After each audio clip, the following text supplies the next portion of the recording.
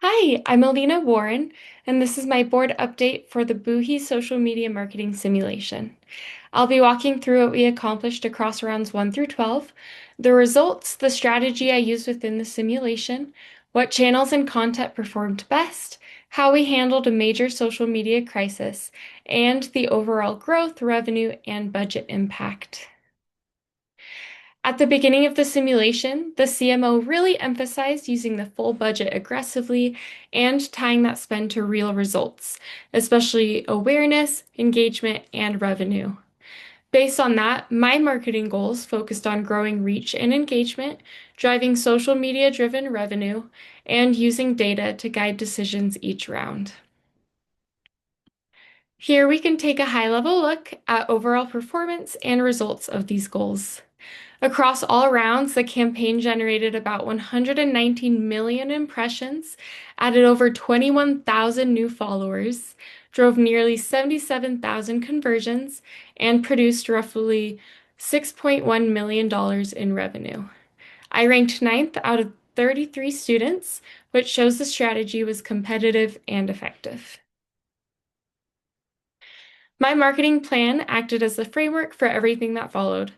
The focus was on prioritizing platforms that could actually convert, using lifestyle storytelling so people could see the product in real use, balancing organic content for engagement with paid promotion for conversions, and conducting tests early so that budget could be shifted towards what was working best. Success was measured using impressions, conversions, and revenue. It is important to note that the simulation itself dictated the structure of each round. My strategy wasn't choosing that structure, it was making the best possible decisions within it. That meant deciding which platforms to focus on, how to allocate the full budget each round, and what content or influencers to scale based on performance data. As flexibility increased later in the simulation, those decisions became even more impactful. Over time, Instagram and Facebook clearly emerged as the strongest channels. They consistently delivered better engagement, conversions, and revenue. TikTok showed some discovery potential, but it wasn't scaled as aggressively within the simulation timeframe. Platforms like X, Pinterest, and YouTube were deprioritized early because they weren't contributing meaningful results. When I looked at content performance, some clear patterns showed up. Lifestyle content that showed the bags being used in real world situations consistently outperformed static product only posts. Influencer led storytelling and paid posts with clear calls to action drove the strongest engagement and revenue. Content without context or content posted on underperforming platforms didn't perform well. The real secret sauce was combining lifestyle storytelling with influencer credibility and paid amplification, which we were able to do all together from rounds 10 to 12. During the influencer focused rounds, I started by testing a range of influencers to see what performed best. Once the data showed that a mega influencer significantly outperformed the others in both impressions and revenue, um, and was the best fit for our target audience, Daypacker Tom, I consolidated spend to scale that partnership. That shift played a major role in driving the strongest results of the entire simulation.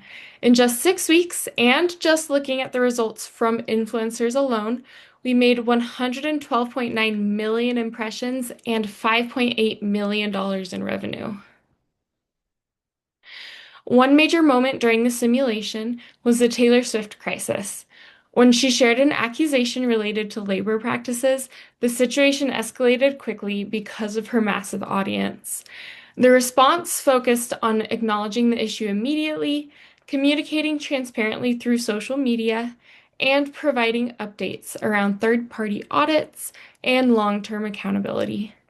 The crisis was handled entirely through social channels and didn't result in any lasting negative revenue impact.